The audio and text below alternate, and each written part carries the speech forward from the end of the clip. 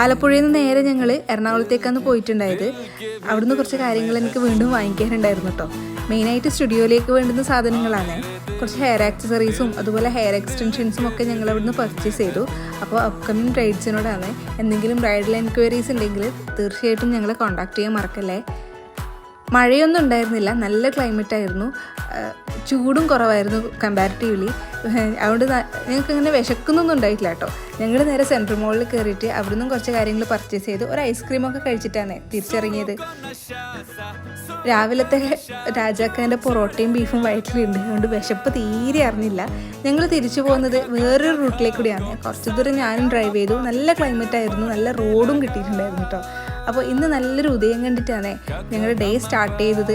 അതുപോലെ തന്നെ അസ്തമനവും കാണാൻ പറ്റി. അപ്പോൾ ഈ ഒരു യാത്രയുടെ വിശേഷങ്ങൾ ഇതോടുകൂടി തീരുവാണ് കേട്ടോ.